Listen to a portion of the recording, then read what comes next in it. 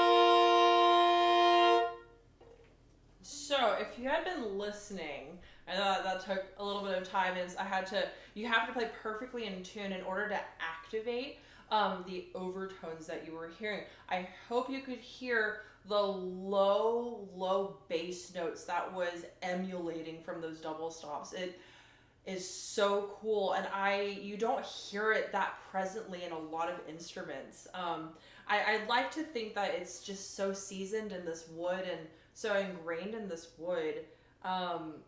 And it's, I don't know, and it's just so cool to hear that clear of overtones. Like, it was rattling my ears. I'm particularly sensitive hearing wise, and it was just like buzzing in my ears. It was the coolest like cloud of tones to be in. I was thoroughly enjoying it.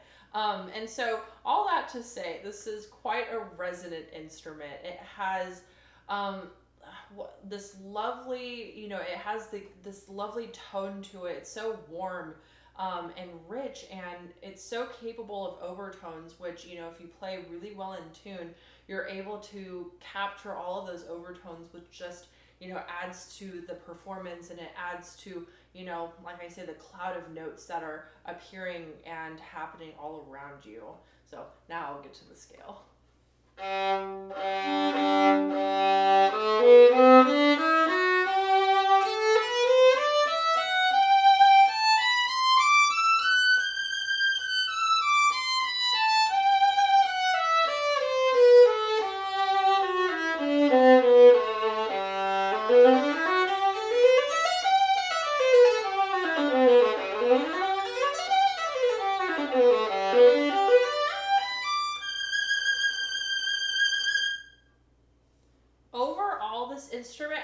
really warm and sweet quality. Very capable of projection, but it is not the loudest instrument that I have come across in Revivo violins. However, that is not a bad thing at all, because some instruments are just so loud they're ear piercing, and they pierce my own ears. And so it has a lovely projection, but it's not too loud, and it just really, it's able to project that sweet, warm tone across without absolutely blowing your eardrums out. So I think that's a very positive quality about this instrument. And yeah, it just has a lot of warmth to it, which of course can be adjusted according to the string that you choose. If you wanted to kind of go away from the warmth or kind of lean into it. However, sometimes if you buy warm strings with a warm instrument, it can kind of cancel out and the instrument will kind of gray out a little bit. And so you typically don't want to get too warm of strings when you're dealing with a warm instrument. You want to either go neutral or go a little bit towards the brighter side.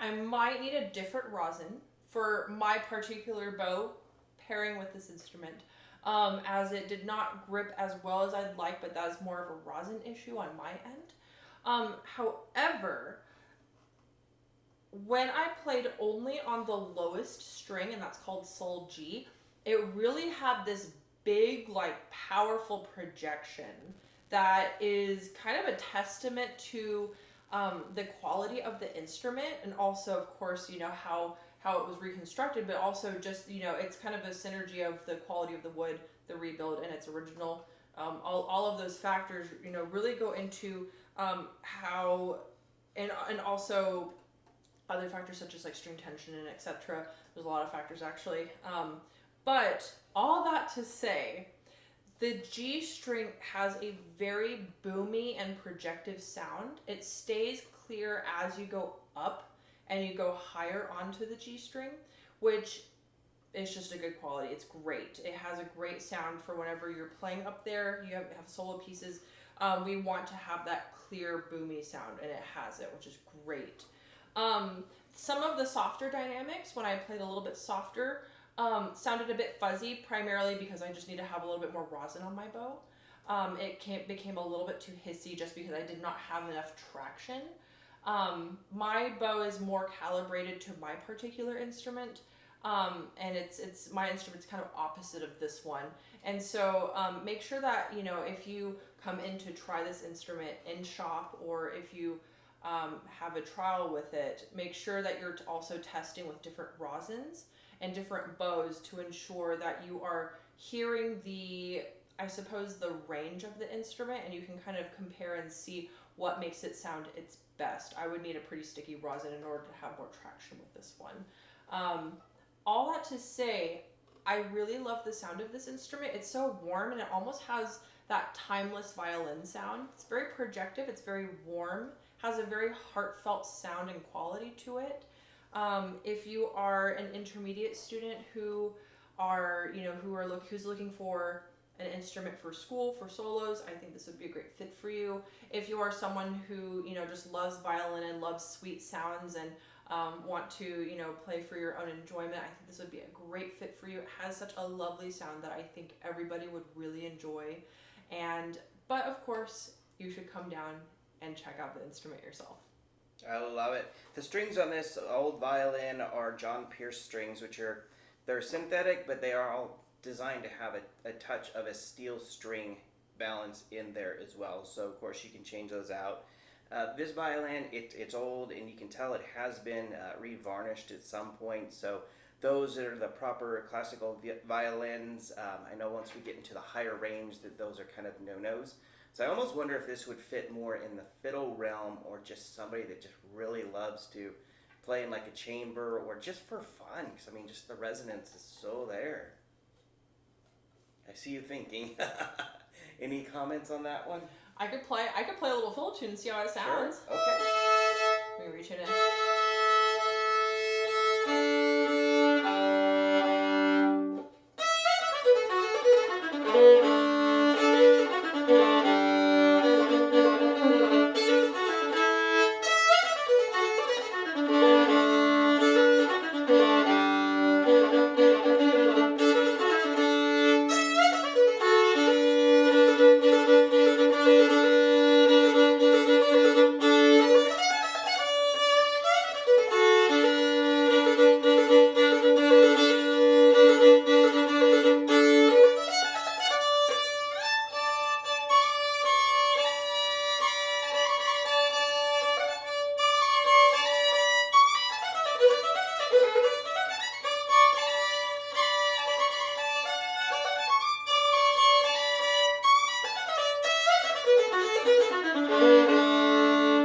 That top part just a little bit more. It's so cool.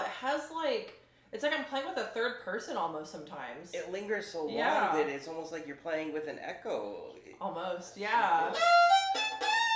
And it has that nice, like, bright, raw sound.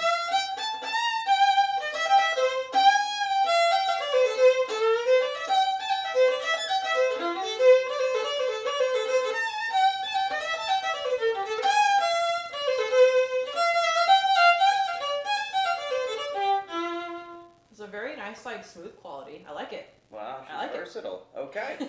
Well, Yeah. Catherine likes it. I like it. What do you think? Do you like it? You're the one that matters. I'd love to hear your comments. And bravo, Catherine. I mean, we put you on the spot, and you delivered twice perfectly. So even the quote-unquote mess-ups were, I don't know, sounded like part of the music to me. Oh. I loved it. So thanks, my friends. Play on.